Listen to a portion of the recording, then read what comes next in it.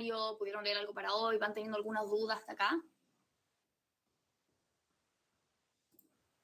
No, la verdad que no. Bueno, espero que vaya quedando más o menos claro. Más que nada porque estamos intentando verlo bien en profundidad para que esta sea toda la teoría que necesiten y ya después les quede solo repasarlo. Pero siempre es mucho más fácil cuando van haciendo un pequeño repasito todos los días del tema que vemos. Así después ya sea mucho más fácil. Bueno, vamos a empezar con pulmón y próstata.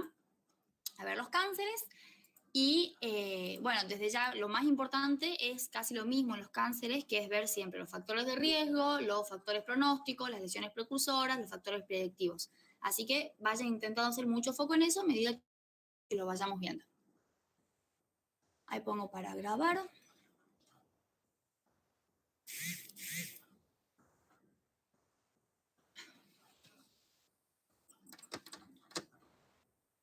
Ahí está.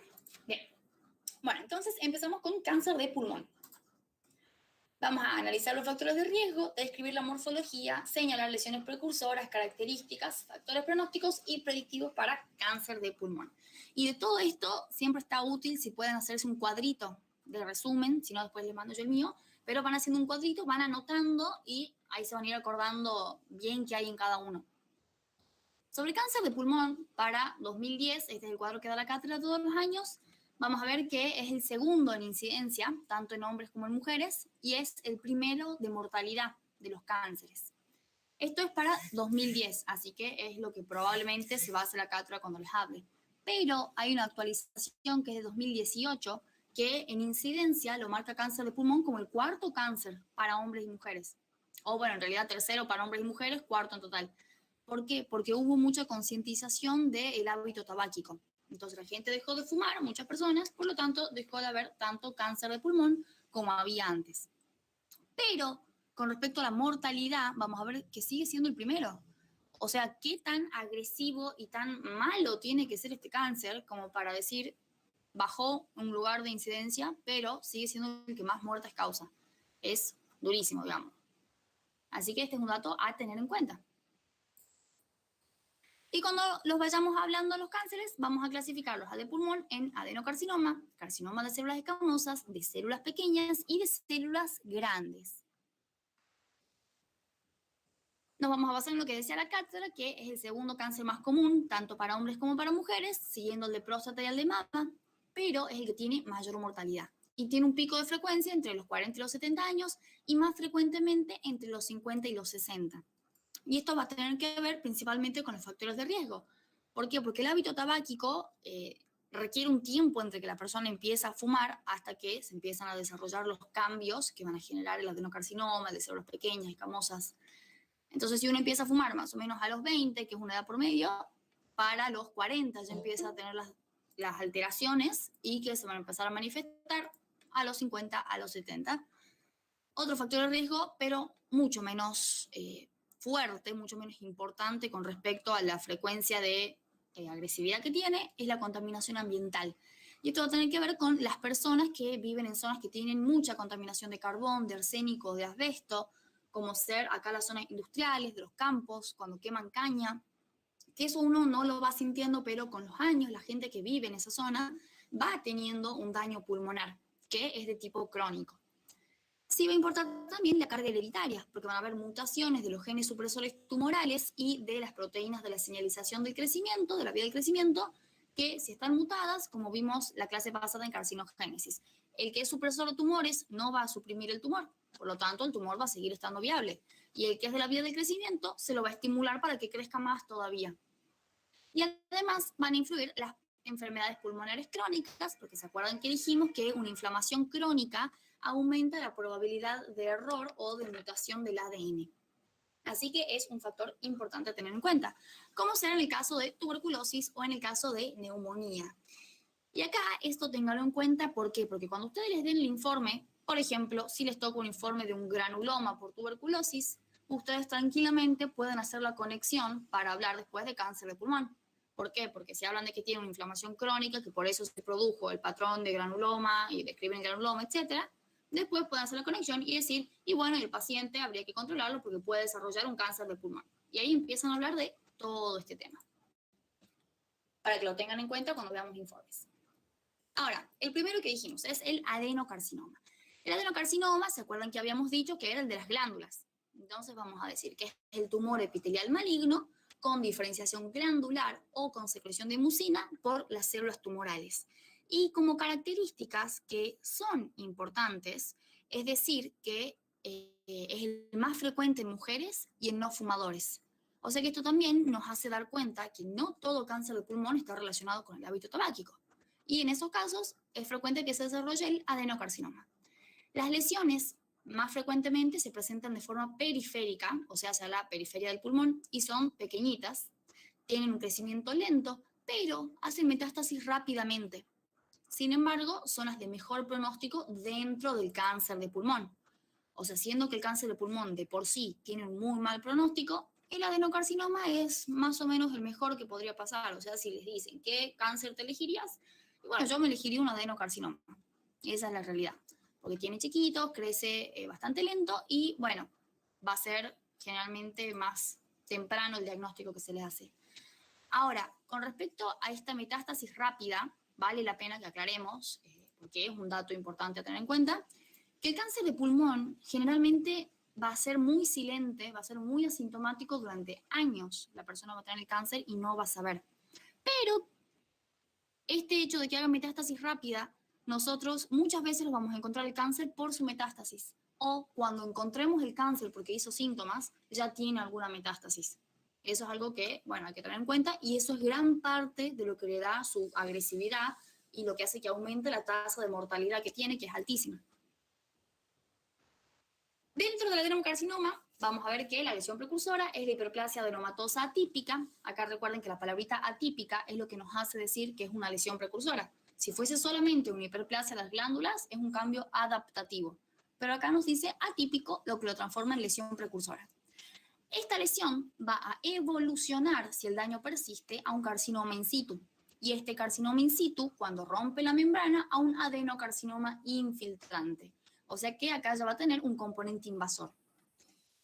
Y vamos a encontrar diferentes patrones que vendrían a ser los subtipos, que puede ser papilar, micropapilar, sólido lipídico, acinar o mucinoso, según las características o patrones de las células, el comportamiento que tomen. Y bueno, tengan en cuenta que siempre es mucho más importante que se acuerden del tipo, y si se acuerdan del subtipo, buenísimo, pero que se acuerden el tipo es fundamental. Ahora, vamos con el de células escamosas. Este va a ser el tumor epitelial maligno del epitelio plano estratificado. Recordemos que de ahí venía el escamoso.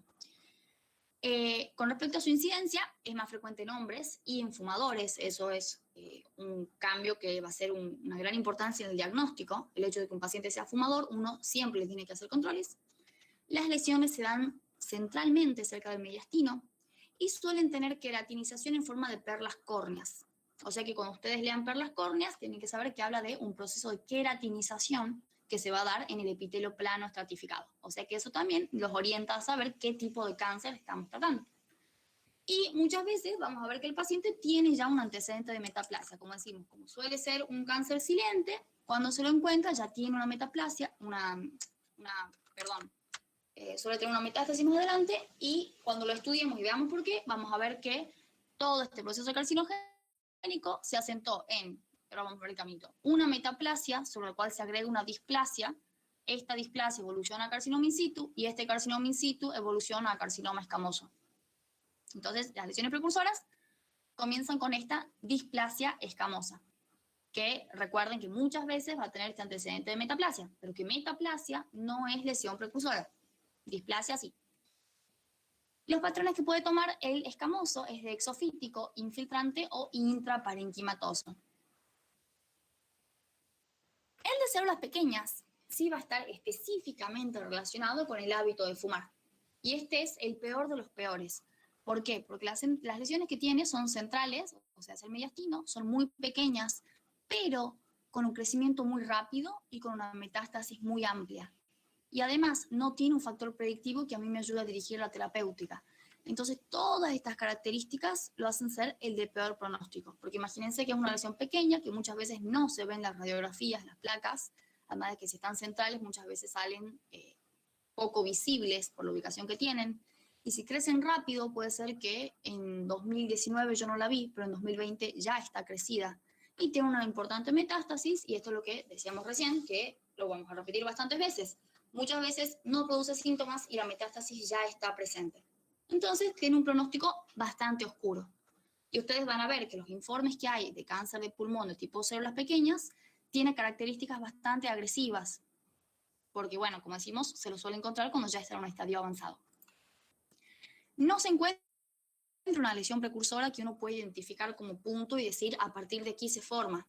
Y hay un pequeño subtipo que es el neuroendocrino, que es de las células neuroendocrinas, que sí, se encuentra que tiene antes una hiperplasia de tipo idiopática, pero la frecuencia de aparición de este tipo de cáncer es bastante baja. Pero bueno, a conocerlo. En la morfología vamos a ver que aparecen células pequeñas, por eso se llama de células pequeñas, que están en la parte central con mucha necrosis y poca diferenciación. ¿Y qué habíamos dicho que era la poca diferenciación? ¿O sinónimo de qué era decir poco diferenciado o desdiferenciado? De malignidad. Bien, y de una palabrita que era la anaplasia.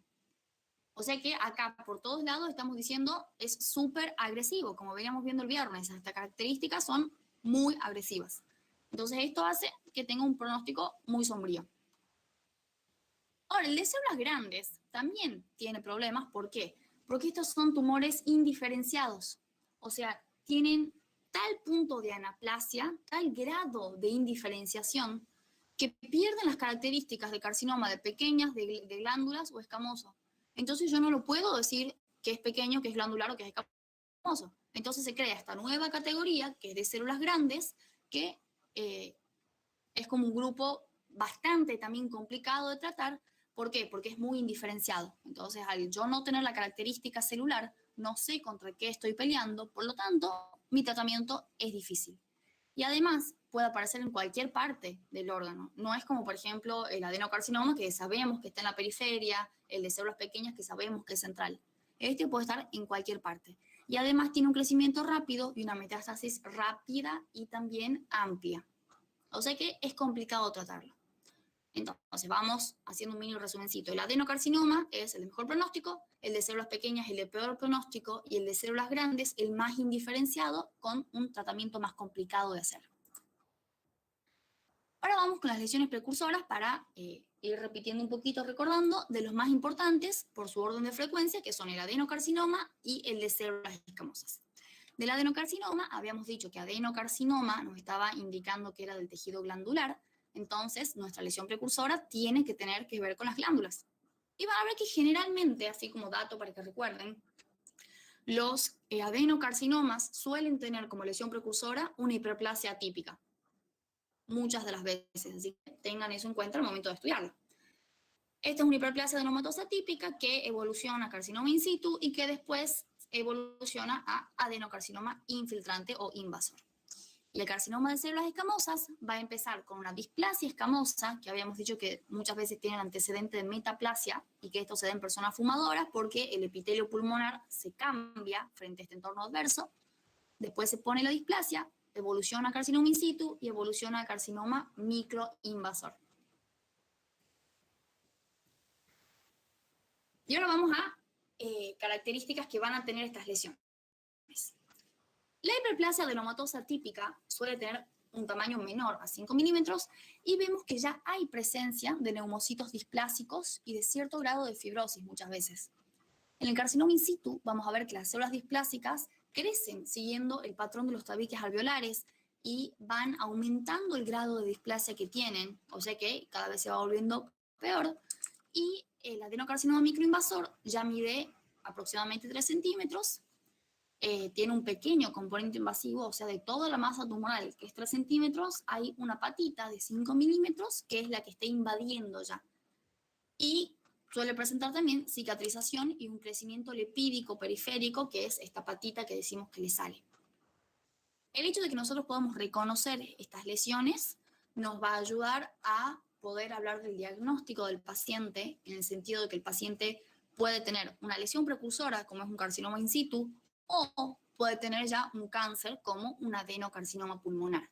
Y eso es importante al momento de hablar porque va a determinar el pronóstico del paciente. Y en el de células escamosas, la displasia escamosa es por la alteración de la citoarquitectura del epitelio metaplásico, que bueno, va a presentar atipías que habíamos dicho que tiene que ver con el hecho de que el paciente sea fumador o esté expuesto crónicamente a sustancias nocivas como es el asbesto, va a hacer que haya una agresión en el epitelio y que éste haga metaplasia. Cuando evolucione a carcinoma in situ, va a ser una mayor progresión que hay de estos cambios citoarquitecturales. Y cuando evoluciona a carcinoma microinvasor, ya vamos a ver que es porque el microinvasor de nuevo nos está indicando que tiene un componente infiltrativo hacia otras estructuras. Y vamos a identificar la presencia de mitosis atípicas, pleomorfismo nuclear y nucleolos prominentes. O sea que de nuevo acá estamos reconociendo las características malignas que tienen. Y con respecto a la metástasis, que recordemos que era la formación de un foco secundario a partir de un foco primario, vamos a ver que el cáncer de pulmón o cáncer pulmonar tiende a invadir la cavidad pleural o del pericardio por contigüidad, puede ir a los ganglios bronquiales, traqueales y mediastínicos por la vía linfática, y a distancia, que va por vía hematógena o vía linfática, termina yendo a las glándulas suprarrenales, al hígado, al cerebro y a los huesos. Entonces tengan en cuenta que este paciente que venimos diciendo que muchas veces no presenta clínica, vamos a encontrar probablemente una metástasis, por ejemplo, en cerebro o en hueso. Eso es algo que pasa seguido. Ahora vamos con los factores pronósticos, que se acuerdan que habíamos dicho que lo que iban a hacer era determinar el comportamiento biológico de la neoplasia. En el adenocarcinoma, vamos a decir tipo adenocarcinoma. Subtipo puede ser papilar, micropapilar, lipídico, acinar, mucinoso o sólido.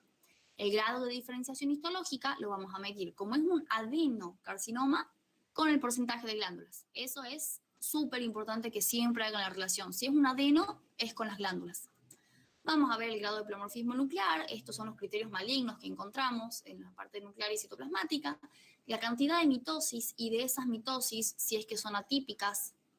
Y la estadificación la vamos a hacer con el sistema TNM. ¿Se acuerdan que habíamos dicho que en el sistema TNM era universal y medíamos el tamaño de la neoplasia, la invasión de los nódulos regionales o ganglios y la metástasis a distancia? Del tamaño, ¿se acuerdan que habíamos dicho que el que era microinvasor ya medía 3 centímetros? Bueno, acá el tamaño va a ser el T1 a partir de estos 3 centímetros cuando es mínimamente invasor. T2 va a ser de entre 3 y 7 centímetros. Y acá ya está invadiendo la pleura visceral. O sea que tiene un componente que ya está infiltrando. En T3 va a ser mayor a 7 centímetros. Y ya invade además la pleura parietal y muchas veces llega a tocar el diafragma. Y en un estadio de T4 hay una invasión del mediastino, del corazón o de los vasos. O sea que ya es recontra avanzado. Y recuerden que la N y la M se miden con X cuando no se la pudo estadificar, con 0 cuando no hay presente, 1 o 2 cuando hay presente. Siempre preguntan si es importante saber el TNM completo. Sinceramente, no es una obligación que se lo sepan. Yo no he visto a nadie que lo reten o que lo claven por no sabérselo de memoria, pero la verdad es que es fácil y es poquito. Y si ya se están estudiando todo eso, no les cuesta nada decir 3, 3 a 7, 7. Aunque sea, aprendanse el 3 a 7 y ya saben que el otro es para abajo y el otro es para arriba. Está bueno saberlo, porque siempre va a sumar a lo que ustedes están diciendo. Con respecto al carcinoma de células escamosas, que dijimos que era otro muy importante, vamos a decir tipo de células escamosas, o sea que era del epitelio plano estratificado. Subtipo puede ser exofítico, infiltrante o intraparenquimatoso. El grado de diferenciación, y otro punto acá súper importante, cada vez que sea escamoso, medimos el grado de queratinización. Y siempre vamos a medir el as bajo la manga, que es el pleomorfismo nuclear, y la cantidad de mitosis. Y la estadificación también la hacemos con TNM, y estos números que vimos recién de 3 a 7 era válido para todos los cánceres de pulmón. En el de células pequeñas, acá el tipo es de células pequeñas, el subtipo puede ser de células pequeñas, que es microcítico, se llama, o el neuroendocrino, que dijimos que es esa variable poco frecuente de presentación, pero bueno, que existe. Y la estadificación también la vemos con TNM. Y en células grandes, es tipo de células grandes, que recuerden que es un grado muy indiferenciado que tiene y por eso se lo clasifica como célula grande. El subtipo puede ser neuroendocrino, si es que se parecía al neuroendocrino, adenoescamoso, si es que algo se parece a la parte glandular o del epitelio plano, o sarcomatoide si tiene características de sarcoidosis, pero ese no lo vemos muy frecuentemente. El grado de diferenciación, acá vamos a medir directamente, decimos la diferenciación histológica, porque como no es glandular y no es escamoso, uno no puede precisamente decir el grado, el porcentaje de glándulas o de queratinización. Pero en general hablamos de diferenciación histológica y se describe si hay 7 glándulas que parecen glándulas, 3 glándulas que parecen zanahorias, 2 epitelios planos que parecen pasto, y uno va describiendo y en base a eso se ve el factor pronóstico. Y como siempre, pleomorfismo nuclear y cantidad de mitosis, que hoy se van a cansar de escucharme decirlo. Y esta edificación va de nuevo TNM, que era menos de 3 centímetros, entre 3 y 7, más de 7 y ya invadiendo corazón, vasos. Y ahora vamos con los factores predictivos. Para que tengan en cuenta, yo les subí un archivo al Drive que se llama factores predictivos, que tiene más o menos la función de cada uno de los genes que vamos a ver que aparecen acá, que no es importante que ustedes se la sepan de memoria, pero a mí sí me interesa que se la entiendan y que ustedes comprendan por qué nos sirve conocerlo y cómo eso nos va a ayudar a determinar la terapéutica, porque lo que ustedes tienen que saber sí o sí, no negociable, es decir, este factor predictivo nos sirve para determinar la terapéutica o la conducta o el arsenal terapéutico. Y en el caso de cáncer de pulmón van a ser el EGFR, el ALK y el NIC. La importancia de conocer esto, como decimos, es saber que va a modificar la conducta que yo tome. ¿Y en qué sentido? En que si yo digo, si está mutado el EGFR, nosotros sabemos que es el receptor del factor del crecimiento epidérmico. Este receptor va a participar en la vía de la señalización de las células cuando están en multiplicación. Entonces, si yo hago una mutación del EGFR, estoy diciendo que va a haber un crecimiento más rápido. Y esto tiene sentido, porque dijimos que el cáncer de pulmón tiene generalmente un crecimiento rápido y una rápida metástasis a raíz de este crecimiento rápido. El ALK es de un gen del lipoma anaplásico de las quinasas, que es una proteína, que va a participar en la formación de células. O sea que también, si está alterado, va a aumentar la proliferación celular. Y el gen MYC es un oncogen que también forma parte de las vías de señalización y que en este caso lo que va a hacer es evitar muchas veces la apoptosis o va a suprimir la posibilidad de que sea fagocitada la célula por el sistema inmune. Y lo que más me importa, recuerden, es que se acuerden que estas mutaciones que yo voy a encontrar o que puedo o no encontrar en realidad en mi paciente, me van a determinar a mí qué tratamiento voy a hacer. Que generalmente va a estar dado por quimioterapia y radioterapia y posteriormente una cirugía. Pero no hace falta que lo sepan con precisión. Sí sepan que se puede tratar el cáncer de pulmón cuando está limitado el pulmón, se hace una cirugía, se lo saca y ya está. El problema es cuando ya hay una metástasis, porque ahí ya tiene una agresividad mucho mayor y se complica bastante el tratamiento. Y esa es la importancia también de la prevención y los controles regulares para prevenir la situación de que uno llegue hasta el último estadio. Perdón, ¿puedes repetir primero? Del EGFR. Sí. Es el receptor que nosotros tenemos del factor de crecimiento epidérmico. O sea que si es un receptor de un factor de crecimiento, ¿te acordás que cuando nosotros hablamos de la carcinogénesis, en la autosuficiencia de la señal del crecimiento, habíamos dicho que si nosotros mutábamos el receptor, ya no hacía falta que mandemos una señal de crecimiento. El receptor directamente decía, mandame 83 células. Entonces, esto va a hacer que haya un crecimiento acelerado celular. Bien, gracias. Bien, buenísimo. Con respecto a la clínica, decimos que generalmente es silente, pero cuando ya avanza, generalmente cuando ya es demasiado tarde, aparece una tos persistente que es progresiva, que va empeorando, que muchas veces se acompaña de hemóptisis, que es la tos con sangre, muchas veces hay pérdida de peso, de apetito, y hay un importante dolor cuando hay risa, hay disnea, hay astenia, y se puede asociar al síndrome de Horner, de la vena cava superior, o los síndromes paraneoplásicos. Lo que más importa es, obviamente, que se acuerden de la tos, de la hemóptisis, del dolor torácico y la pérdida de peso.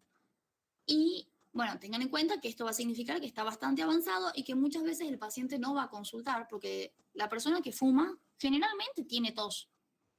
Es como en general, hay un poco de polvo, tiene tos. Hay una pequeña alergia, ya tiene tos. Está cenando y tiene tos. Entonces no le suelen dar mucha importancia al componente de tener una tos persistente hasta que aparece la hemóptisis muchas veces. El diagnóstico, la primera parte la vamos a hacer con la imagenología, es decir, con una radiografía de tórax. Se le pide al paciente una placa y en esa placa se puede ver una manchita, que dijimos que si era adenocarcinoma era la periferia y los demás estaban generalmente centrales. Y ahí podemos hacer dos cosas, o una citología o directamente una biopsia. Si hacemos citología, puede ser de los siguientes tipos. Podemos pedir un esputo seriado, que generalmente lo vamos a utilizar en realidad cuando sospechemos de tuberculosis, porque recuerden que la clínica de la tuberculosis es similar con tos persistente y hemóptisis. Se puede hacer también un lavado y cepillado bronquial o citología del líquido pleural, que estas son más para las células centrales del cepillado y citología del líquido pleural para la parte pleural. Y podemos hacer punción, aspiración, aguja fina. Sí y solo si el tumor es grande y está adherido a la pared torácica. ¿Por qué? Porque si no yo voy a pinchar el pulmón y puedo hacer un neumotórax. Entonces voy a hacer la punción, aspiración, aguja fina cuando vaya a pinchar el tumor que esté pegado a la pared. Pero recuerden que toda citología después tiene que ser confirmada con biopsia, así que muchas veces vamos directamente con la biopsia. La biopsia puede ser de diferentes tipos según qué tanto saquemos. Nosotros podemos decir que hacemos una neumonectomía cuando hagamos una biopsia del órgano total, es decir, se saca todo el pulmón. Una lobectomía, si se saca un lóbulo, o sea, órgano parcial. Una tumectomía, acá se saca el tumor. O sea que en este caso sería una biopsia escisional porque yo estoy sacando toda la lesión. Se puede hacer también una biopsia bronquial dirigida por endoscopio, que generalmente va a ser incisional para una pequeña toma de muestra. Puedo estudiar el ganglio centinela, que generalmente va a ser en una biopsia intraoperatoria, pero bueno, es una biopsia de ganglio.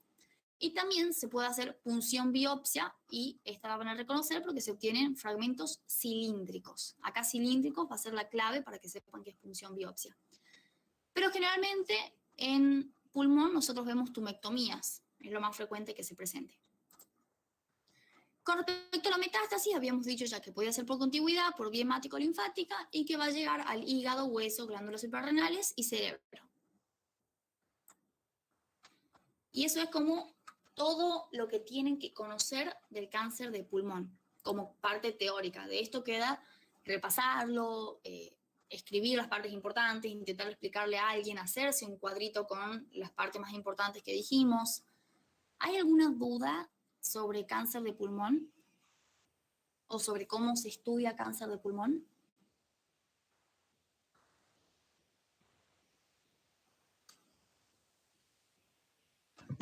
No, Jorge. Bueno, buenísimo. Entonces vamos a ir con cáncer de próstata. Antes de empezar con la parte de neoplasia maligna, vamos a hablar de lo que es la hiperplasia prostática benigna porque es un diagnóstico diferencial importante. La hiperplasia prostática benigna es una enfermedad que se da muy frecuentemente en los hombres a partir de los 50 años. Y con muy frecuentemente me refiero a que a partir de los 50 años esa probabilidad va aumentando al punto de que a los 70 años la frecuencia asciende al 90%. Pero no es malo porque es una hiperplasia benigna. O sea, si bien es un proceso que va a producir síntomas patológicos, no es un cáncer. Eso es importante saberlo. Y se va a dar esta hiperplasia porque hay una proliferación de los elementos del estroma y del epitelio de la glándula prostática que va a generar un aumento del tamaño global. Y este aumento del tamaño es importante que sepamos que es de tipo central. ¿Y qué quiere decir que sea central? Que en la anatomía de la próstata, si recuerdan, está una parte que es de la uretra, se llama la uretra prostática, que está rodeada por la próstata. Entonces, si esta próstata crece centralmente, me va a comprimir toda la parte de la uretra prostática. Por lo tanto, va a producir una obstrucción y va a generar los síntomas. ¿Y qué síntomas van a ser? Van a ser de dolor al orinar, de retención urinaria, y ustedes, si es un paciente grande, inmediatamente se piensa en esta hiperplasia prostática benigna. Ahora, con neoplasia de próstata, también es más frecuente en hombres a partir de los 50 años, es mayor incidencia en la raza negra, si bien no se conoce bien por qué, se cree que es hormonal, es el cáncer más frecuente en el hombre y tiene una evolución relativamente favorable. Y acá muchas veces van a escuchar decir que el hombre se muere con cáncer de próstata y no de cáncer de próstata, porque generalmente evoluciona bastante tranquila siempre y cuando también la persona se haga controles. Esa es la importancia de un control relativamente periódico al proctólogo para ver si es que hay o no algún crecimiento patológico que tengamos que estudiar. Porque si se lo encuentra temprano, tranquilamente tiene curación. Los factores de riesgo van a ser edad mayor a 50, primero que nada, la raza negra, la presencia de andrógenos, los factores genéticos heredados, mutaciones adquiridas que van a predisponer a neoplasias en general, como mutaciones de los genes supresores tumorales principalmente. También van a aparecer el antígeno prostático específico, que es el PSA, que es Prostatic Specific Antigen en inglés, cuando es mayor a 10. Y acá hago una mini aclaración. El antígeno prostático específico en un adulto, o sea, en edad adulta, es más o menos normal, aproximadamente entre 2 y 4. Pero a medida que va aumentando la edad, es frecuente que uno encuentre 5, 6, 7, y que uno encuentre 7, 8 de antígeno prostático específico, a uno no lo tiene que preocupar, porque es normal para la edad, va aumentando gradualmente. Por eso se toma como valor de corte los 10 nanogramos por mililitro para decir es un factor de riesgo. Las dislipemias, el tabaquismo y el alcoholismo van a afectar también en parte porque alteran el metabolismo, la inmunidad, la capacidad de mantener un equilibrio en el cuerpo.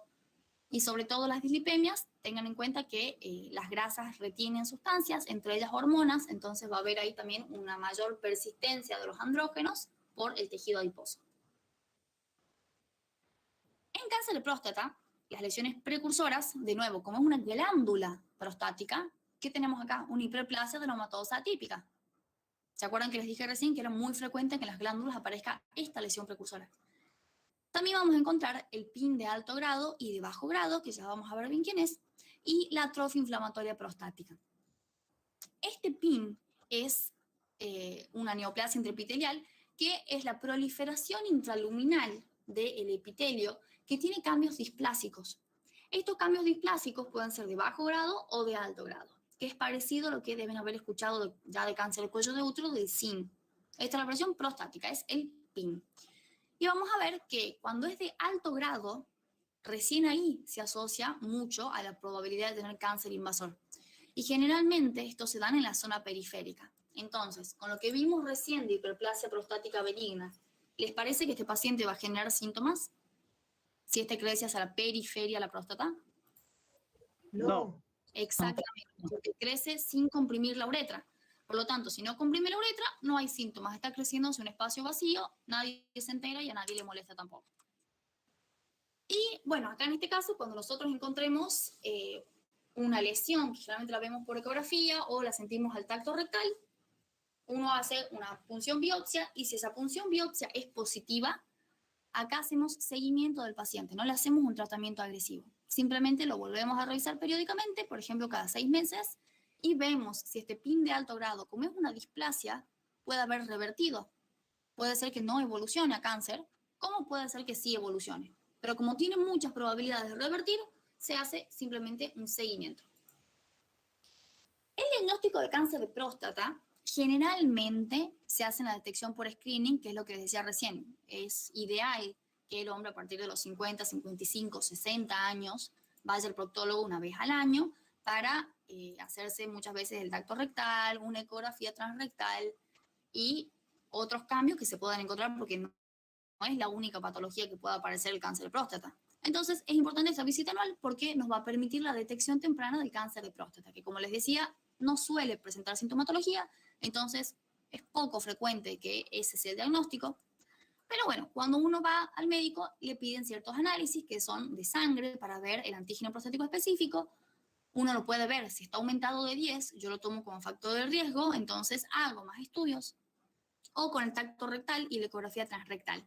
Con respecto al tacto rectal, van a ver que nos permite una palpación de la próstata que nos va a ofrecer muchísimos datos con respecto a cómo está esa próstata. Si está más grande, si está más chica, si está caliente, si está móvil, si está dura, si está con rugosidades.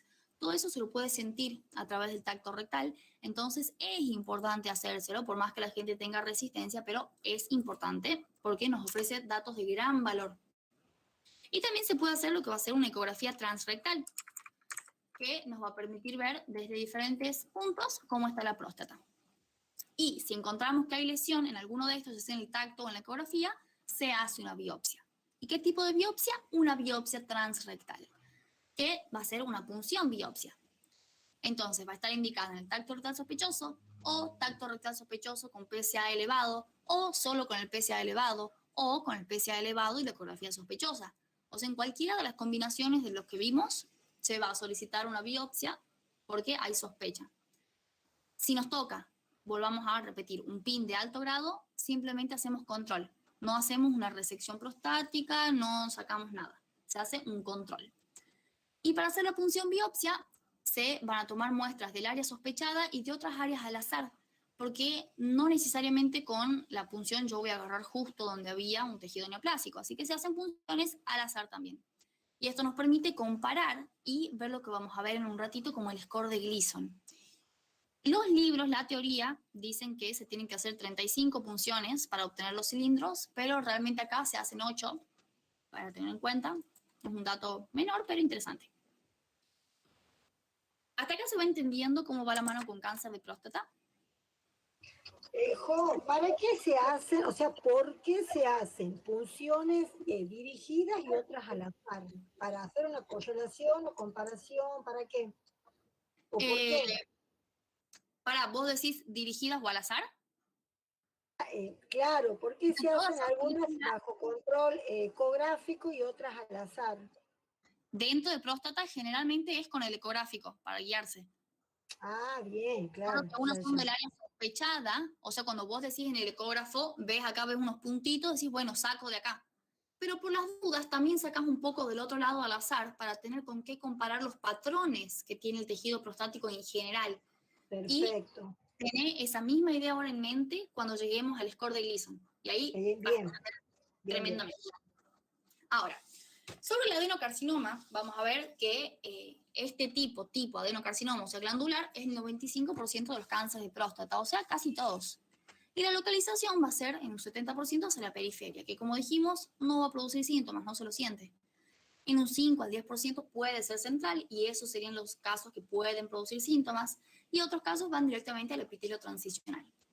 En la microscopía vamos a encontrar que hay una gran proliferación de células pequeñas que tienen un revestimiento de epitelio cilíndrico bajo y que no tienen capas de células basales rodeándolo, que debería tener. Pero bueno, ese es un dato que ustedes probablemente no encuentren en la microscopía, probablemente no esté porque no es tan fundamental para entender la enfermedad. Con los factores pronósticos, vamos a decir, el tipo es adenocarcinoma porque sigue un patrón glandular. El subtipo puede ser mucinoso de células pequeñas o transicional. Y el grado de diferenciación, acá le vamos a dar fundamental importancia. Acá utilizamos lo que se llama el score de Gleason. El score de Gleason es un sistema que a nosotros nos va a permitir clasificar los cánceres de próstata en 5 grados según la diferenciación glandular que tengan. Y para esto, yo me voy a dar cuenta cuando se estudia la próstata que la próstata suele tener más de un patrón. Tomo biopsias del área sospechosa y de área al azar para poder tener estos dos patrones que van a ser del tejido, digamos, de cómo está el tejido en esos dos patrones que coexisten en la próstata. Y a cada uno de esos patrones, que llamemos patrón A y patrón B, yo les voy a dar una numeración del 1 al 5. 1 siendo la mejor posibilidad, que sea muy bien diferenciado, y 5 siendo mal diferenciado. Entonces voy a decir, por ejemplo, en mi patrón A, le voy a poner, que es el A, acuérdense que el patrón A en este caso, que yo le llamo A y B, el A sería el que tiene mayor predominancia, o sea, el que yo encuentro en mayor cantidad. Y el B es el que aparece en menor proporción, o sea, está ahí, pero no es el principal, no es el que predomina. Entonces, yo puedo decir, a mi patrón A, que yo veo que tiene displasia, veo que tiene pleomorfismo, veo que tiene mitosis, bueno, le pongo un 5, porque está bastante alterado, lo veo mal. Pero al B, digo, por ejemplo, capaz que no está tan mal, le pongo un 2. Entonces sumo 5 más 2, 7. Entonces a ustedes les va a aparecer en el informe score de Gleason 7, 5 más 2. Es importante que se acuerden que el que aparece primero, en este caso el 5, corresponde al principal patrón de diferenciación. Y el segundo número, que en este caso la 2, corresponde al segundo patrón. O sea que es menos importante. Y acá, para que se entienda un poco más, si nosotros tuviésemos un valor de 2, 1 más 1, significa que los dos estaban bien. O sea, es el mejor diferenciado, un mejor caso posible. Y si uno tiene un 10, 5 más 5 es el peor diferenciado, por lo tanto, peor escenario posible. Y si ustedes tuviesen el caso de que les digan score de Gleason 6, 2, 4, quiere decir que el patrón 2 es el predominante. Por lo tanto, tiene una tendencia a estar mejor diferenciado que si uno tuviese 4 más 2, porque significaría que el 4 está predominando, o sea, lo mal diferenciado. Esa es la importancia de que acá ustedes pongan entre paréntesis cuáles son los números y que se acuerden que el primer número se corresponde con el patrón que predomina y el segundo número con otro patrón que se encuentra, que no es el predominante. ¿Se entiende score de Gleason? Eli, Romy, Mar. Sí, hijo. Sí, sí. Bien, buenísimo. Bueno, es importante porque por ahí genera dudas por qué son dos números. Y esto es lo que me preguntaba Marce recién. Yo tomo muestras al azar justamente para encontrar estos patrones diferentes y poder hacer la suma para tener mi score de Gleason. Y bueno, la estadificación la vamos a hacer con el que ya conocemos, el TNM. Y acá vamos a decir que, bueno, como ya sabemos, en X no se pudo evaluar, 0, no hay pruebas de tumor primario, y en T1 vamos a ver que es un tumor clínicamente indetectable. Este vamos a llamar aquel tumor que nosotros no podemos palpar. ¿Por qué? Porque es tan chiquito en ese momento que yo a la clínica no siento nada, no lo veo. Generalmente no encontramos en este estadio la lesión, porque si no se hizo un tacto rectal sospechoso, no se va a pedir la biopsia, por lo tanto no se va a encontrar este TNM. Entonces, generalmente no se lo encuentra acá. Se lo encuentra a partir de T2. Que T2 ya va a ser un tumor que está confinado a la próstata, o sea, está limitado y que a veces puede estar invadiendo la vesícula seminal. En T3 ya se va a estar extendiendo hasta la cápsula, o sea, agarrándose del borde, y en T4 puede estar fijo o puede estar invadiendo las estructuras adyacentes, como ser los esfínteres externos que los tiene cerca, el recto, la vejiga, músculos elevadores de la pared pélvica que los tiene a su contigüidad, entonces muchas veces se va extendiendo por ahí. Este ya sería el estadio más avanzado. Siempre recuerden que T va del 0 al 4. 4 es el más avanzado. Con respecto a los factores predictivos, hasta la fecha no se conocen para el cáncer de próstata, pero en algún momento se pueden hallar. Punto a favor para ustedes, tienen un factor predictivo menos para estudiar.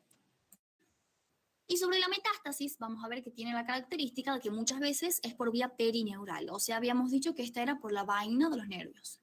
Y otras veces va a ser por la vía linfática, en este caso puede diseminarse también a pulmón, huesos, hígado y cerebro. Y recordemos que este es un cáncer silente, por lo tanto, muchas veces el paciente recién va a debutar cuando presente una metástasis, digamos en hueso o en pulmón, que, bueno, ahí recién va a aparecer una cierta sintomatología. Pero en general tiene una buena evolución. Va a ser una mala evolución y mal pronóstico únicamente cuando ya encontremos la metástasis. Y esto es sobre cáncer de próstata. Hombres, recuerden ir al proctólogo cuando sean grandes y recomendarles siempre a sus progenitores masculinos o personas que conozcan con próstata que vayan a hacerse controles, porque es importante, porque tiene el cáncer de próstata la característica de que es muy generoso, te da mucho tiempo para encontrarlo. Entonces, con ir una vez cada tanto ya se hace un favor importante. Con cáncer de próstata se va entendiendo que es lo más importante. Recuerden que es saber los factores de riesgo, las lesiones precursoras, lo que yo voy a encontrar como factor pronóstico, las características que tienen, y en este caso no hay predictivo, así que ese es uno menos. Y de este es fundamental el score de Gleason, ¿bien? Porque es algo diferente de los demás. ¿Me dan el ok para seguir con cáncer de colon? ¿Necesitan una pausa? ¿Tienen dudas o algo? Yo lo voy a hacer pasar de nuevo al score de Gleason porque la verdad que mucho no lo entendí. Lo voy a... Bueno, ¿lo vuelvo a explicar? Si querés, si se puede. Sí, yo no tengo ningún problema. Mira, score de Gleason, ¿sabes qué? Te voy a explicar con un dibujito en Paint. Una vuelta les hice así a los chicos y quedó mucho más claro. vamos con el dibujito a Paint, ahí les comparto la pantalla, una ventana, Paint, acá está. Bueno, digamos que, bueno, por acá está la uretra, ay Dios, ya me salió mal. Bueno, por acá pasa la uretra, está rodeada por la próstata que parece una nuez o una mandarina. Esta es la próstata, ¿bien? Le hacemos zoom y vemos este fragmento, digamos, de próstata, obviamente esquemático. En este fragmento de próstata, yo voy a encontrar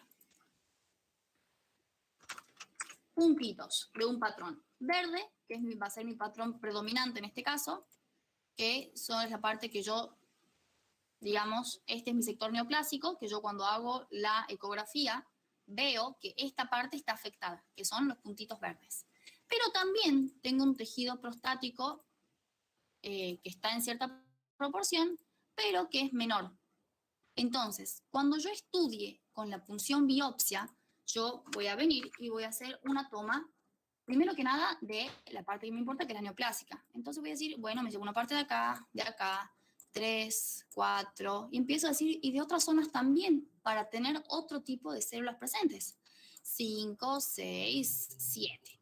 Entonces, en esta extracción que yo hago las punciones, me faltó uno para que hagamos 8, voy a tener dos tipos de patrones, al que le vamos a llamar. En verde, A, que es simplemente un patrón, y B, que es otro patrón. Acá no estamos hablando de neoplasia y no neoplasia, sino patrón de células o de tejidos en los que puede o no haber neoplasia. Este A es el que está predominando, el que más tengo es A. Bien, entonces yo A, cuando lo estudio, digo, tiene, hagamos acá otro ejemplo que les di recién, para que quede un poco más claro. Digamos, no tiene metaplasia, o sea, no, digamos que tiene displasia, que con los criterios de los factores pronósticos, vayamos en orden. Digamos que con la diferenciación glandular está bien diferenciado. Con respecto al pleomorfismo, digamos que tiene pleomorfismo y digamos que no tiene mitosis atípicas o que tiene pocas. Mi patrón A. Entonces a mi patrón A, como yo le tengo que dar un valor del 1 al 5, digo, bueno, me parece que tiene un 2. ¿Bien? Porque tenía características más buenas que malas. Así que creo que está bien diferenciado en general. Y ahora estudio el B, que es el violeta. Que digamos que si este estaba en un porcentaje de 70%, este está en un porcentaje de 30% en la próstata. O sea que aparece mucho menos. Y yo en este patrón digo, bueno, ¿cómo está la diferenciación glandular? Y está mal diferenciadas están. Hay pleomorfismo nuclear y bueno, no hay mitosis atípicas. Entonces digo, bueno, le pongamos un 4 porque la verdad que tiene más características malas que buenas. Entonces, cuando yo voy a redactar el informe, pongo el score de Gleason igual a 6. Y entre paréntesis, aclaro, 2 más 4. Este 2 va a hacer referencia a la parte verde, que es mi patrón principal, y el 4 va a hacer referencia a el patrón menor, que es la parte violeta, que es en menos proporción. Esto significa que en general mi score de Gleason no es tan malo, porque el mayor porcentaje de mi próstata, o sea, mi 70%, tiene un grado 2, o sea que está bien diferenciado. ¿Se entiende ahí un poquito mejor? Sí, espectacular, bien, mejor. Y Bueno, nada más que por qué si tengo más verde, en este caso hablando así, si tengo más verde, ¿por qué le pongo el 2 y no 4? porque no, acá vos lo estás midiendo cuantitativamente, medís cualitativamente. O sea, si hacemos un cuadrito, mira, hagamos un cuadrito de doble entrada. Bueno, supongamos que eso está bien hecho, para no hacerlos perder mucho tiempo. Y vamos a decir, con respecto a las características de los factores pronósticos, y vamos a poner, viste que nosotros siempre vamos en orden y decimos grado de diferenciación, que en el caso de la glándula es el porcentaje de glándulas, ¿cierto? Sí. Vamos a medir también el grado de pleomorfismo nuclear, que es lo que decimos siempre, y de mitosis atípicas. En este lugar verde, yo voy a evaluar primero. Entonces, en el verde, como cualquier otra neoplasia o cualquier otro tejido que yo evalúe mediante la biopsia, voy a decir, ¿las glándulas parecen glándulas? Y sí, acá sí, parecen glándulas, esto está bien. ¿Hay pleomorfismo? Bueno, la verdad que sí, hay pleomorfismo nuclear, no todos los núcleos son iguales, tienen diferentes tamaños, hay pérdida de la relación núcleo-citoplasma. Por lo tanto, acá ponemos 2 rayitas negativas, digamos que tiene puntos negativos. Y con respecto a las mitosis atípicas, vamos a decir que no, porque la verdad que cuando lo evaluás, en este caso hipotético, decimos que hay mitosis normales, no hay de núcleos raros y no está muy acelerada tampoco. O sea que otro punto a favor. Entonces, si fuese un caso individual, o sea, si fuese un patrón único, acá diríamos directamente, tiene un grado de diferenciación de 2. Por ejemplo, por decirte un número, así como podría ser al revés, digamos que está mejor, digamos que no tiene nada de pleomorfismo nuclear, que está todo perfecto, tiene todo bien, un caso hipotético. Entonces decimos, bueno, tiene una diferenciación de 1, está bien diferenciado. Esto quiere decir, bueno, el paciente está bien. Pero cuando voy a analizar el otro patrón que yo encuentro que está coexistiendo en la glándula prostática con este primer patrón, es como que te diga, yo tengo el pelo medio rubio, pero a veces también tengo una que otra cana. Pero mayormente tengo el pelo normal, sin canas. Aunque tenga 3 canas, predomina mi pelo sin canas. Ahora vamos a estudiar la otra parte, la que tenés 3 canas, que sería esta pequeña porción, que es el segundo patrón que yo encuentro. Cuando estudie mi violetita, voy a decir, ¿cómo están las glándulas de este patrón violeta? Y voy a decir, no, mira, acá las glándulas están mal diferenciadas. Pero no hay pleomorfismo nuclear cuando lo evalúo, y sí tiene mitosis atípicas porque vimos que tenía unos núcleos triples y lo que quieras. Entonces decimos que a este le pongamos, por ejemplo, un 3, que es un valor subjetivo que uno como patólogo le da con respecto a lo que está viendo. Entonces este está más o menos. Por lo tanto, acá el paciente está medio mal. Pero cuando yo haga mi score de Gleason, consiste en sumar estos 2 números. Entonces voy a decir, el score de Gleason de este otro paciente hipotético es 1 más 3 es 4. Y pongo entre paréntesis 1 más 3. ¿Por qué pongo primero el 1? Porque es de mi patrón predominante, que es el verde. ¿Y por qué pongo después el 3? No por cualitativo, sino porque en cantidad aparece en un segundo lugar, es menos importante.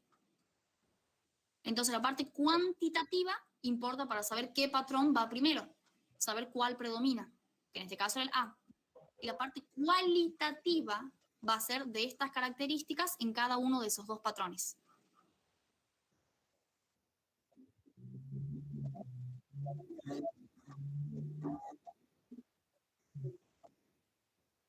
Claro, por eso en la, bueno, está puesto en el Power, no lo voy a volver a abrir ahora, pero en la caracterización vas a ver que el menor puntaje posible es 2 y eso significa que estaría mejor diferenciado, es lo mejor que le puede pasar al paciente.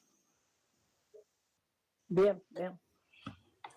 ¿Y eso sería que se correlaciona con el mejor pronóstico? Sí. Claro, si vos tenés un score de Gleason, digamos, 3, 1. está todo bien. Si tenés un score de Gleason 4, está todo bien. Ya si tenés 5, 6, 7, si tenés 10, está todo Está mal. Está en el horno, claro. Está Bien. muy avanzado porque no fuiste nunca al proctólogo. Perfecto. Bien. Bien.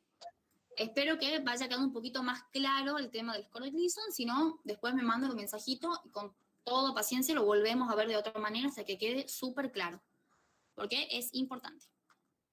Y ahora vamos con lo que va a ser cáncer de colon. Compartiendo la pantalla de nuevo. Bueno. ¿Saben qué? Voy a hacer una mini pausa para buscar agüita porque hablé mucho.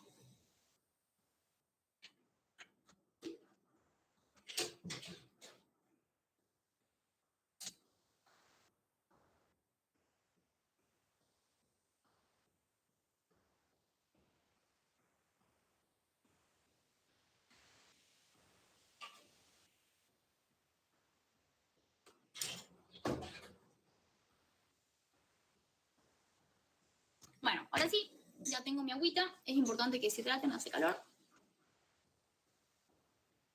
Vamos con cáncer de colon. Nuestros objetivos van a ser, nuevamente, analizar los factores de riesgo, describir su morfología, las lesiones precursoras, características, factores pronósticos y factores predictivos para el cáncer de colon. Y acá vamos a ver particularmente el tema de los pólipos primero. ¿Por qué? Porque se acuerdan que nosotros cuando habíamos hablado en la clase anterior de lo que eran los pólipos, habíamos dicho que eran proyecciones o saliencias o partes que protruyen de la mucosa. Son pólipos. Eso es lo que ya veníamos viendo antes.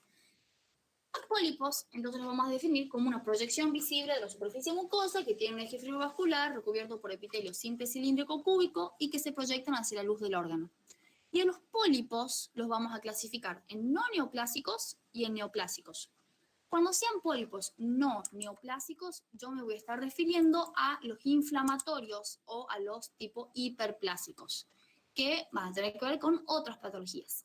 Y cuando hable de los neoplásicos, voy a hablar de neoplasia benigna y de neoplasia maligna. El de la neoplasia benigna va a ser por un adenoma, que el adenoma genera la saliencia del pólipo. Recuerden que el oma era benigno. Y en el maligno va a ser el adenocarcinoma, que va a estar presente en este pólipo. Entonces, clasificación de pólipos. No neoplásico, neoplásico. Y dentro del neoplásico, benigno y maligno. Y el pólipo, que en este caso va a ser el adenoma de colon, estamos hablando de una neoplasia benigna, es considerada, ¿se acuerdan que habíamos dicho en la clase pasada? Una lesión precursora del adenocarcinoma. ¿Por qué? Porque tenía displasia epitelial. Y esta displasia en los pólipos que eran pediculados o sésiles, en el pediculado era menos maligna y en el sésil más maligna, porque tenía capacidad de llegar a invadir la mucosa. Recuerden que acá el pediculado tiene un tallo de 1,5 centímetros, 2 centímetros, que, bueno, ayuda en este caso, y que el sésil no, que el sésil es como un chanchito que llega más rápido a la displasia, por lo tanto tiene mayor probabilidad de malignizar. Pero es importante saber que este adenoma, que es benigno, puede ser lesión precursora de adenocarcinoma. Y es importante también que antes de empezar con todo el tema de cáncer de colon, hablemos de poquito de lo que son las mutaciones del gen APC. Y acá hablar de una entidad que se llama la poliposis adenomatosa familiar, que ya la deben haber leído o la deben haber escuchado en algún momento. La poliposis adenomatosa familiar es una enfermedad, bueno, como su nombre dice, familiar, es hereditaria, que da la característica de que la persona desarrolla pólipos. Y no 5, 6 o 7 pólipos, sino cientos de pólipos. De hecho, para el diagnóstico de la poliposis adenomatosa familiar se piden 100 pólipos al menos para que sea considerada una poliposis adenomatosa familiar. Esta poliposis adenomatosa familiar va a tener la característica de que si no es tratada, el 100% de estas personas van a evolucionar un carcinoma si no son tratadas. Sin embargo, de todos los adenocarcinomas de colon, solo un 1% está constituido por la mutación del gen APC de la poliposis adenomatosa familiar, que es como veíamos la vez pasada, que todos los dedos, todas las manos tienen un pulgar, sí. Todos los pulgares son dedos, sí. Pero no todos los dedos son pulgares. Esto pasa lo mismo acá. Si no se trata, todos evolucionan a cáncer. Sin embargo, de todos los cánceres, solo el 1% está constituido por esta entidad. Y lo mismo va a pasar con el síndrome de Gardner y de Turcot.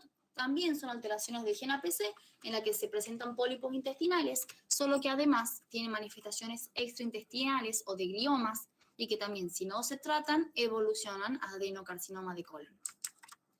Más que nada es importante que se acuerden de poliposis adenomatosa familiar, porque si bien es poco frecuente, es una probabilidad que nosotros encontremos la presencia de este pólipo o que encontremos la mutación de este gen o que nos pregunten simplemente la característica que va a tener este síndrome, que es autosómico dominante y que, bueno, el 100% evoluciona a adenocarcinoma, generalmente en personas jóvenes. O sea que si a mí se me presentan personas con cáncer de colon a los 30 años, a los 25 años, yo pienso en una de estas mutaciones. Y hay mutaciones de otros genes, como en el caso del síndrome de Lynch, que se llaman cánceres colorectales hereditarios no polipósicos, que, bueno, es mucho más fácil decir el síndrome de Lynch. Son cánceres que se dan en edades más tempranas, típicamente en el colon derecho, y que también tienen mutaciones de otras vías carcinogénicas, de otros genes, que son el MSH, MLH, y que van a producir una mutación que aumenta la probabilidad de cáncer, específicamente el colorectal y algunos otros extraintestinales, pero más que nada el colorectal. Así que es otra entidad que es importante conocerla. Cáncer de colon para 2010 era el tercero para hombres y mujeres en respecto a la incidencia y también con respecto a la mortalidad que tenía. Para 2018 sube un puestito, es el segundo para mujeres sería y el primero para hombres. Y con respecto a la mortalidad es el segundo también. O sea que aumenta un nivel y esto va a tener que ver mucho con la mala alimentación de la gente, con los malos cuidados que tienen. Pero en la epidemiología, como les decía recién, nos vamos a basar en el cuadrito que da la cátedra, que era el de 2010. Yo les cuento de 2018 solo para que sepan. Y vamos a decir entonces que es el tercer cáncer más común que afecta tanto a hombres como a mujeres y que era el segundo cáncer con mayor mortalidad. O sea que es bastante agresivo también. Y estadísticamente, ahora para también, cuando se hacen estadísticas anuales de fallecimientos, hay más de 7.000 fallecimientos anuales por cáncer de colon en Argentina. O sea, 20 al día. Es mucho. O sea, no sé si lo llegan a dimensionar, pero es mucho. Y este tipo de cáncer se presenta el 90% en personas mayores de 50 años. Con respecto a los factores de riesgo, vamos a tener algunos modificables y otros no modificables. Esto es simplemente una categorización que hacemos para que se entienda mejor, pero no es una clasificación importante. Vamos a ver que los modificables tienen que ver con el sobrepeso, el sedentarismo, la dieta, el tabaquismo y el alcohol. Y es importante conocerlos porque ellos van a formar parte de lo que es la prevención del cáncer de colon. O sea que es importante conocerlos. Y los no modificables son la edad, el sexo, antecedentes familiares o personales de cáncer de colon o recto que van a aumentar también las probabilidades de formación o desarrollo de una neoplasia. Y acá vamos a ver algo diferente que no vemos tanto en los otros cánceres, que es la vía de la carcinogénesis, que tiene importancia porque vamos a hablar de la vía de la APC beta-catenina, que es la clásica que se da para la formación del adenocarcinoma. Y vamos a tener tres personajes, que son la beta-catenina, que es este huevito violeta, el APC, que es esta formita extraña verde, y el WNT, que es esta otra formita más extraña, celeste. Vamos a ver que la función de la beta-catenina es hacer proliferación celular. O sea que si la beta-catenina fuese por ella misma, estaría todo el día fabricando células nuevas, en realidad mandando al núcleo a fabricar células nuevas. El APC es el enemigo de la beta-catenina, es el, digamos, el pingüino de su Batman, es el enemigo siempre. Y este APC destruye este WNT destruye al APC, es destruido por este de acá. Entonces, el WNT va a ser un amigo de la beta-catenina porque lo va a salvar cuando este APC lo vaya a destruir. Entonces, es como el Robin de este Batman. Entonces, ahora vamos a ver qué es lo que pasa con este Batman, pingüino y Robin. En una célula normal, cuando nuestra proteína WNT no está siendo estimulada, el APC, digamos, no necesita mandar a la señalización de proteínas. Por lo tanto, si no hay señalización de proteínas, el APC se une a la beta-catenina y la destruye a la beta-catenina. Por lo tanto, no hay una beta-catenina que vaya al núcleo a inducir la proliferación celular. Entonces, en resumen, si no hay estímulos de proliferación, no hay proliferación. Es lo normal.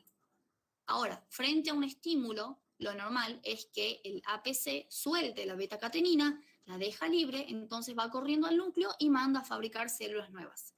Entonces es lo normal que frente a un estímulo proliferen células nuevas. Hasta acá es todo un mecanismo normal por el cual funcionan el APC y la beta-catenina. Ahora, ¿qué pasa en una mutación del APC? Yo tenga o no tenga estímulo, mi APC no es capaz de destruir la beta-catenina. Por lo tanto, la beta-catenina, que dijimos que es fanática de la proliferación celular, va corriendo al núcleo y empieza a proliferar células. A diestra y a siniestra, quinta fondo, prolifera todas las células que puede. Y ese va a ser el componente que me produzca a mí los errores genéticos que van a ser el principal factor de la carcinogénesis en este caso. Y este es el dibujito del libro, que también me parece súper explicativo. Yo se lo fui separando parte por parte para ir explicando, pero acá es lo mismo graficado. Si no hay estimulación, normalmente el APC va a destruir la beta-catenina, por lo tanto, la beta-catenina no va a ir al núcleo y no hay proliferación. Cuando hay estímulo, que son estos puntitos de acá, mandan señales para que el APC suelte la beta-catenina va al núcleo y hay proliferación. Y cuando está mutado o no hay APC, la beta-catenina constantemente prolifera células. Eso sería lo más importante y a modo de resumen. Y otra vía que tenemos que es importante, o sea, se tienen que acordar de las dos, es la vía de inestabilidad de los microsatélites. Esta vía, por así decirlo, lo que nos está diciendo es que va a haber acumulación de mutaciones. ¿Por qué? Porque cuando hay pacientes con deficiencias de reparación de los errores del ADN, ya sea porque tienen una mutación de los genes de reparación o de los genes supresores, van a empezar a acumular las mutaciones en las repeticiones de los microsatélites y a esto lo llamamos inestabilidad de microsatélites.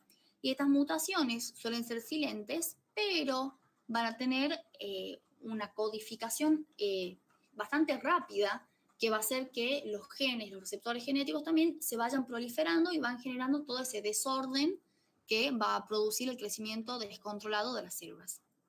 Y las que típicamente vamos a ver que se mutan son la del Carras, del gen P53, de la telomerasa, también podrían incluir del oncogen BRAF y demás que van a ir apareciendo.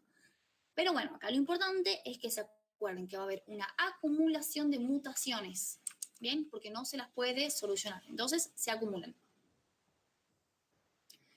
Y estas dos características de la vía de la carcinogénesis nos van a llevar a que un colon normal con algunas mutaciones, como ser del gen APC, den un primer golpe, que haya que sea una mucosa en riesgo, un segundo golpe, que sea de un adenoma. Este adenoma recibe más mutaciones o acumula más mutaciones, como del P53, de la telomerasa, y esto lleva a que se forme el carcinoma. Entonces así pasa una mucosa normal a desarrollar las alteraciones que van a sufrir. Con respecto a la morfología, vamos a ver que es un poquito diferente en el colon ascendente y en el descendente. Los tumores que son proximales, o sea, de la primera parte, van a ser generalmente masas exofíticas polipoides que se van a extender por las paredes del ciego. Pero, bueno, es raro que estos tumores provoquen obstrucción. Generalmente no lo hacen. Y las del colon descendente, que son los carcinomas más distales, suelen ser lesiones anulares, o sea, con formita que sería como de dedo parecida, que causan estenosis, y eso se le llama en forma de servilletero, porque hacen un estrechamiento, como que tironean de la pared y hacen una obstrucción, y eso también va a generar complicaciones. Respecto a las células, vamos a ver que podemos encontrar células cilíndricas altas con un componente desmoplásico de consistencia firme y con un gran componente invasivo. Vamos a ver que algunas producen mucha mucina que se va a acumular al interior de la pared y eso generalmente va a tener un peor pronóstico. Y otras vamos a ver que tienen la característica de célula de anillo en sello, parecida a la del cáncer gástrico, que también nos va a hacer diferenciarla. Estas son las células cilíndricas altas, estas son las de anillo en sello, que les marco acá. Y todas estas que ven acá son de secreción de mucina, que es este componente que no se tiene. Las características a nivel clínico van a ser también diferentes a nivel colon izquierdo y colon derecho.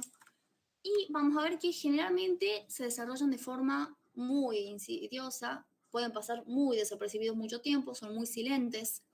Y los cánceres de la parte del ciego y el resto del colon derecho, generalmente nosotros las identificamos porque es un paciente de edad avanzada que presenta fatiga, presenta debilidad, y esto es secundario a una anemia por deficiencia de hierro.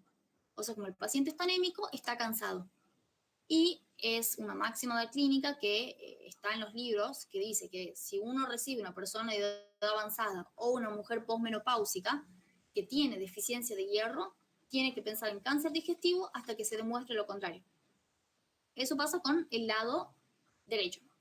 Ahora, con el lado izquierdo van a causar generalmente hemorragias ocultas o cambios en los hábitos intestinales o muchas veces dolor cólico en la parte izquierda, que es lo que hace que el paciente consulte. Pero bueno, generalmente, como decimos, suele ser más silencioso. Con respecto a las lesiones precursoras, dijimos que la primera era un adenoma. Un adenoma que va asentando la displasia, avanza hasta que se transforma en un adenocarcinoma in situ. Este invade y se llama adenocarcinoma invasor de la mucosa. Estos son bastante fáciles de acordarse. Y con los pronósticos, acá también vamos a hacer mucho hincapié. Cuando hablamos de tipo y subtipo, el más frecuente es el adenocarcinoma, por lejos. Y de los subtipos encontramos mucinoso, que dijimos que tenía mal pronóstico, era el secretor de mucina, y de anillo en sello, que tenía un poco mejor pronóstico. El grado de diferenciación, como vamos a estar hablando del adenocarcinoma, que es el más frecuente, va a ser entonces por el porcentaje de glándulas que yo encuentre. Vamos a ver también las mitosis atípicas y el pleomorfismo. Pero es importante que sepamos que en el caso del cáncer de colon, los factores pronósticos más importantes son la profundidad de la infiltración y la presencia o ausencia de metástasis. O sea, eso es fundamental que ustedes se acuerden, porque puede pasar que ustedes reciban un informe de un tumor que está indiferenciado, anaplásico, mucinoso, que uno diga, qué macana para el paciente, todo lo que estoy leyendo es mal pronóstico. Pero que si no tiene profundidad de infiltración o no tiene metástasis, la evolución va a ser buena. O sea, en este caso nos interesa más esos componentes que las características biológicas de comportamiento que tenga. O sea que un dato a tener en cuenta. La estadificación la hacemos con el sistema TNM, que es el que nos mide esta profundidad. Dense cuenta que acá no estamos viendo números como las veces pasadas que decíamos entre 3 y 7, menos de 7, más de 7. Acá vemos las estructuras que está invadiendo, que van a ser la submucosa, la muscular propia, los tejidos pericolorrectales, el peritoneo y los órganos, según va avanzando el tamaño de la neoplasia. Y bueno, recuerden que sí.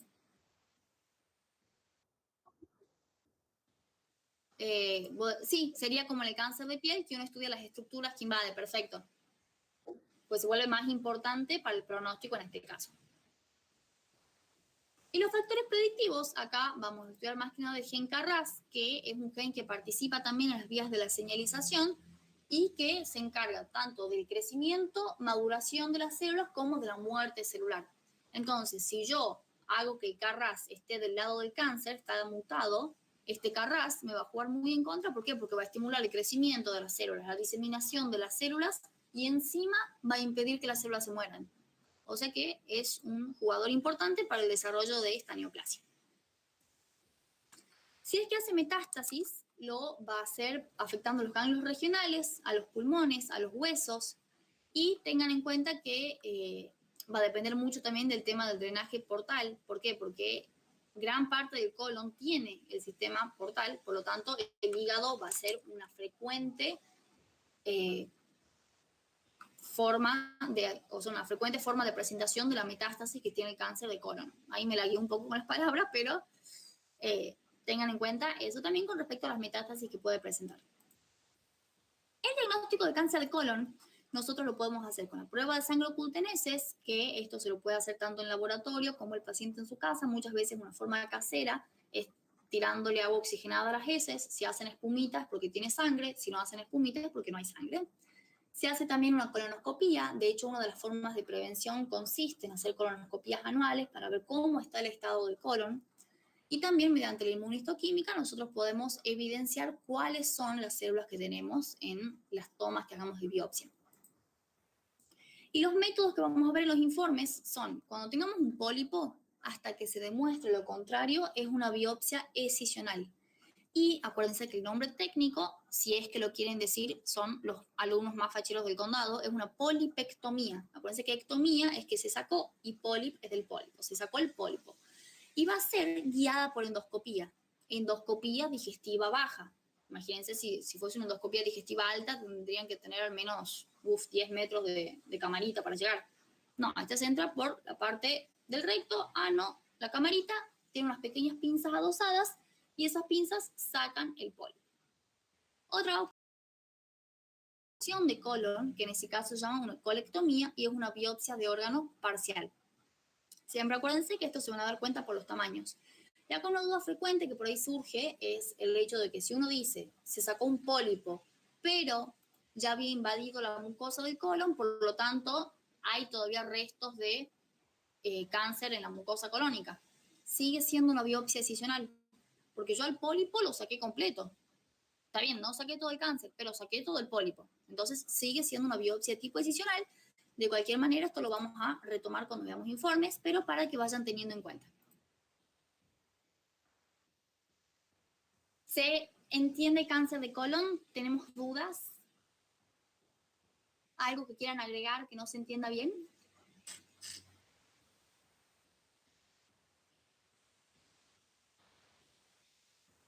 Bueno, si no pasamos a cáncer de estómago. Cáncer de estómago es bastante más cortito, bastante más tranqui. Y nos vamos a plantear los mismos objetivos. Y acá vamos a ver que cáncer de estómago para 2018 tenía una posición bastante más baja que antes. ¿Por qué? Porque hubo también muchos cambios en los hábitos alimenticios. Con respecto a la incidencia, es el octavo para hombres y mujeres, pero con respecto a la mortalidad, es el sexto. O sea que es bastante agresivo cuando se presenta. Los factores de riesgo van a ser el sexo masculino en relación 2:1. Esto quiere decir que los hombres tienen el doble de probabilidad de padecer cáncer de estómago. Va a importar también la edad. A partir de los 55 años se lo considera un factor de riesgo, pero esto van a ver que en realidad es para la mayoría de los cánceres, así que pueden usarlo como as bajo la manga. Y muy, muy importante, por eso está en negrita, la gastritis crónica atrófica producida por infección del Helicobacter pylori o del virus del Epstein-Barr, pero típicamente por la bacteria que es el Helicobacter pylori. Y ahora vamos a ver bien qué es esta gastritis crónica atrófica. Pero esta gastritis importa mucho más que, por ejemplo, las mutaciones genéticas, que eso, si no me equivoco, en el anónimo está puesto casi primero, decir mutaciones genéticas. No es tan importante mutación genética. Sí es importante la gastritis crónica atrófica. Y bueno, factores como el tabaquismo y la obesidad que van a lesionar la mucosa de por sí. Cuando hablamos del Helicobacter pylori, tenemos que saber que es una bacteria que se transmite por vía oral-oral o fecal-oral más frecuentemente, que está presente en aproximadamente, se calcula que un 75% de la población mundial. O sea, chicos, imagínense esto, seguramente ustedes tengan el Helicobacter pylori y no lo sepan. ¿Y por qué? Porque no suele presentar síntomas. Generalmente el 70-80% son asintomáticos. Entonces uno puede tener el Helicobacter pylori y ni se entera. Esto va a tener que ver mucho con los hábitos alimenticios, si uno lava bien las comidas, si se lava bien las manos, etc. Y cuando produce síntomas, que es en un porcentaje más o menos del 20%, van a ser síntomas leves, como una dispepsia, una disfagia o náuseas. O sea, una gastritis leve, una pequeña molestia. Y de estas personas que presentan síntomas, solo un 10% desarrollan úlceras. Y de estas personas, más o menos un 10% van a generar la lesión de cáncer. Esto es sobre el bichito Helicobacter pylori. Ahora, ¿qué es lo que hace este Helicobacter? Tiene la capacidad de secretar una enzima que se llama ureasa. Recuerden que las asas son las que rompen la parte que lo precede, o sea, rompe la urea. Y convierte la urea en amoníaco. Este amoníaco, recuerden primero que nada que el estómago tiene un pH muy ácido y este amoníaco un pH muy alcalino. Entonces neutraliza la acidez del estómago y esto le facilita que el Helicobacter pylori, que tiene una forma espiralada, penetra en la mucosa y es como que se atornilla y queda atornillado. Entonces, cuando queda atornillado, ya queda fijado y eso empieza a producir lesiones de tipo inflamatoria con atrofia y acá se desarrolla la gastritis atrófica, que va a presentar un cambio metaplásico.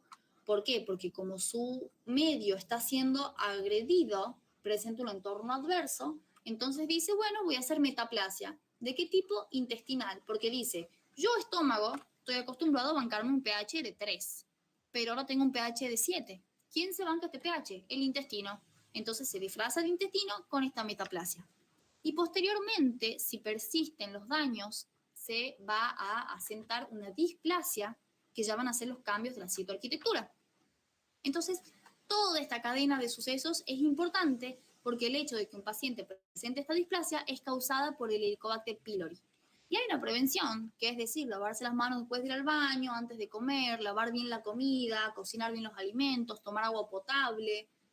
Y si uno tiene Helicobacter pylori, hay un tratamiento que es con antibióticos, son 4 antibióticos durante 14 días. Ahora, ustedes, cuando sienten así una pequeña molestia gástrica, les duele un poquito el estómago, que es la dispepsia, la molestia, el dolor de la parte alta del estómago, ¿van al médico? Así, sinceramente, si los duele un poquito, ¿van al médico o se toman un omeprazol? Omeprazol. Miren, yo, por política personal, yo no tomo pastillas nunca, lo evito a toda costa. Pero acá en mi casa hay un cajón lleno de omeprazol, ranitidina, esomeprazol, de todo lo que uno tenga para decir, bueno, hemos comido pesadito el sábado, listo, una ranitidina y a mimir.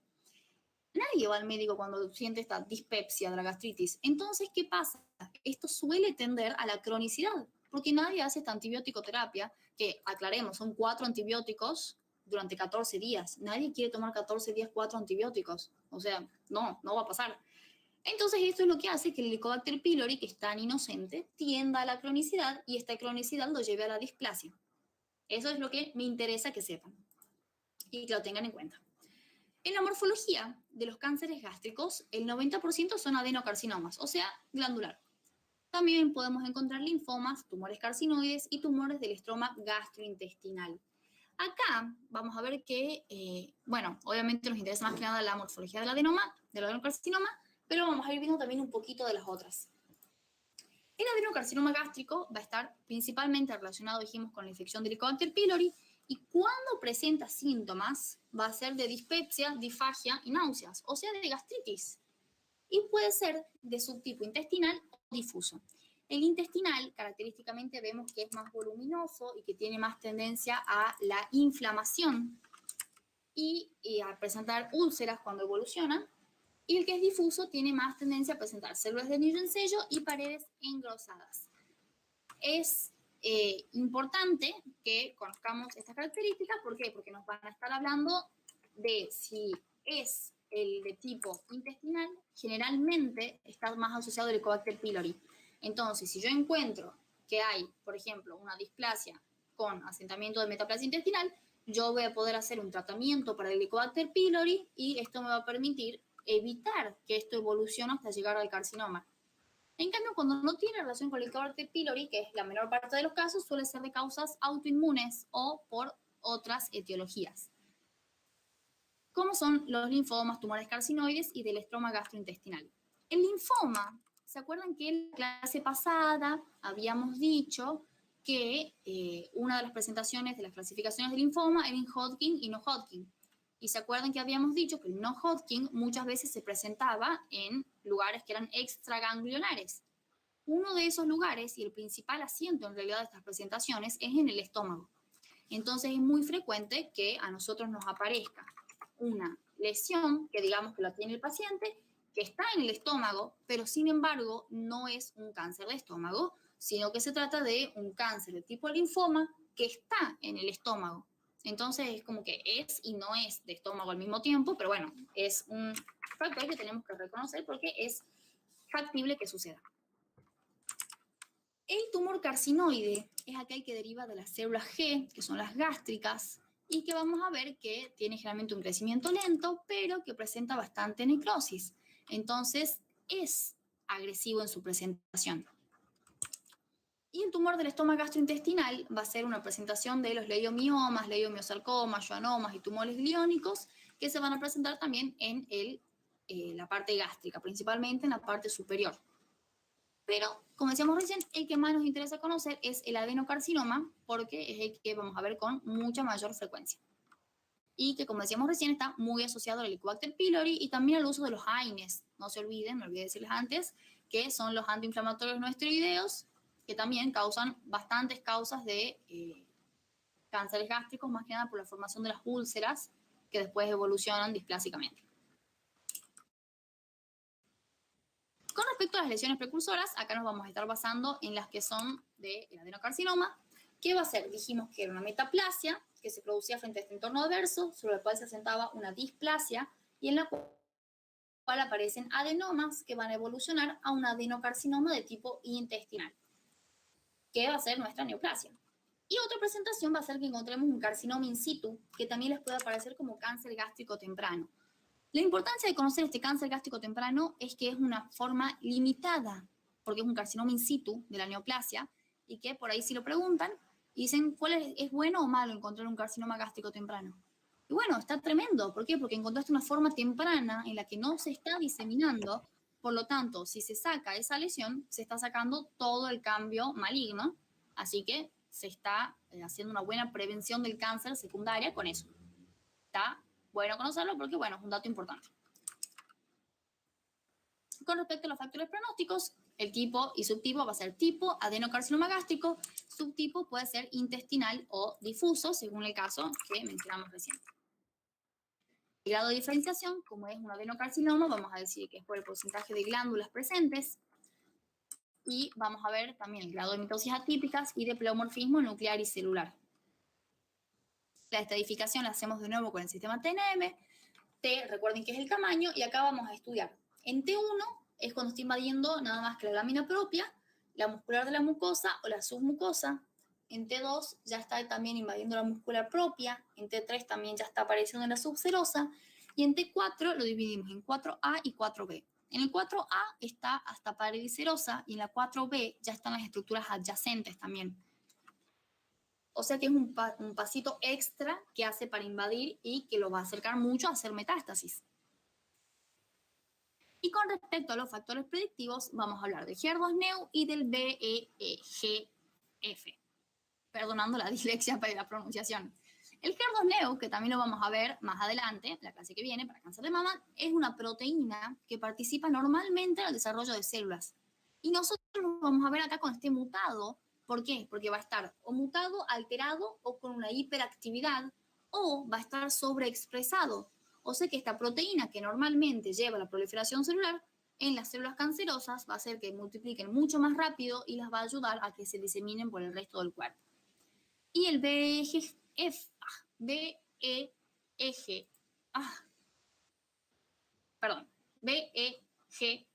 ahí está, va a ser también un factor de crecimiento que mutado va a hacer una sobreexpresión, por lo tanto va a haber un crecimiento más avanzado, más rápido y más amplio. Esa es la importancia, pero recuerden que siempre lo que más importa es que los factores predictivos nos ayudan a determinar la terapéutica. Y el diagnóstico con cáncer de estómago lo podemos hacer con una biopsia de órgano parcial o total, si se saca una parte del estómago o todo el órgano, pero lo más frecuente es que veamos una biopsia incisional dirigida por endoscopía digestiva alta. Es la que ustedes van a ver cuando dice diagnóstico gastritis, y muchas veces también va a ser una gastritis crónica trófica o gastritis crónica trófica por Helicobacter pylori o gastritis crónica trófica con Helicobacter pylori asociado a adenocarcinoma. Les pueden aparecer muchas variaciones de esos diagnósticos, que generalmente va a ser esto, una biopsia dirigida por endoscopía digestiva alta y son de tipo incisional. Esta es una camarita que va por un tubo flexible, que es el endoscopio, que también tiene adosado el sistema de pinzas que mencionamos recién, y con esas pinzas se saca un pedacito del epitelio. ¿Y por qué es incisional? Porque son muestras que suelen medir 3 milímetros, 5 milímetros, 2 milímetros. Son chiquititas. Y la gastritis afecta generalmente 2/3 del estómago. O sea, si yo saco 2 milímetros, no hay chance que esté sacando toda la lesión. Y mucho menos todo el órgano. Porque aunque ustedes no lo crean, sí escuché a alguien decir 2 milímetros todo el órgano. Así que tengan en cuenta. Y esto es sobre cáncer de estómago. Todo el contenido me parece un cáncer súper recontra interesante. ¿Tienen alguna duda de este tema o de otro de los temas que vimos o de alguna de las morfologías, de lo que es la metaplasia? ¿Alguna duda? ¿En qué parte del estómago es más frecuente? ¿En el antro, en el cuerpo? Generalmente antro y cuerpo. Bien. Hago tomas de ambos. Muchas veces, de hecho, vas a ver que el informe dice se reciben 5 cilindros que en conjunto miden 3 por 5 milímetros tomados del antro y del cuerpo. Y te da toda la información para que vos sepas. Y van a ver muchas veces también en los informes de estómago que aparece una palabra que es corión. Que corión, no vayan a pensar que estamos hablando de un embarazo, que está hablando de la parte coriónica humana. No, está hablando de la lámina propia, que también se llama corión. Por algún motivo prefieren ponerle corión y no la lámina propia, pero bueno, tengan eso en cuenta para que no les pase de flashear embarazo en vez de gastritis del paciente. Y si les interesa también sobre las gastritis autoinmunes, que por ahí no hablamos mucho, está bueno conocer que también van a producir una atrofia de las glándulas y que van a estar generalmente con una hiperplasia de las células G, o sea que van a tener una mayor secreción de ácido clorhídrico, y esto va a hacer que empiece a dañar también el epitelio del estómago, que era otro de los importantes, digamos, a conocer, porque cuando no es por Helicobacter pylori, ni Epstein-Barr, ni AINES, muchas veces es o autoinmunitario o es por algún otro factor. Pero bueno, realmente eso es lo más importante que tienen que conocer. ¿Hay alguna duda de estos temas, chicos? La comprensión acá es súper importante en el sentido de que si ustedes lo entendieron ahora en la clase, les va a ser mucho más fácil repasarlo después. Y acá un súper consejo que les doy para estudiar cáncer: no se sienten y repitan al aire. Leanlo una vez y después solitos anoten qué es lo que se acuerdan. O anoten los títulos de los que tienen que decir. O llamen a alguien, estudien por videollamada y explíquenle. Aunque el otro no sepa nada, agárrenlo a su hermano, hermana, madre, padre, hijo, hija, perro y explíquenle en súper idioma básico qué son los cánceres, cómo se producen, cómo prevenirlos. Porque les va a pasar como médicos o como estudiantes de medicina en este momento, que van a venir sus amigos, sus tíos, les van a decir, che, mira, me salió un informe que tengo hemorragia oculta en heces, ¿qué es eso? Y tienen que saberlo, es como también cultura general, o si te dicen, tengo un adenoma, ¿qué es eso? Y ustedes tranquilizan y dicen, no, es una patología benigna. O dicen, tengo un adenocarcinoma, ¿qué hago con eso? No, mira, te tenés que hacer este estudio, capaz que te pidan esto, capaz que te pidan lo otro. Como que eso también va a empezar a construirles y les va a sumar mucho el momento de estudiar, porque muchas veces pueden relacionar lo que ustedes leen con cosas que ya conocen de algún familiar, amigo, libro, historia, película. La clase que viene va a ser cáncer de mama y cáncer de cuello de útero, que son los dos cánceres más bonitos de estudiar, más interesantes. Y el viernes nos toca cáncer de piel. Recién ahí les voy a mandar el cuestionario para que veamos todo en conjunto, una integración de los cánceres para que puedan identificar bien entre cada uno y no de a fragmentos cortitos. Me parece más completo, más integral. Y bueno, nada, si tienen dudas, me mandan un mensajito. Soy siempre a un mensajillo de distancia.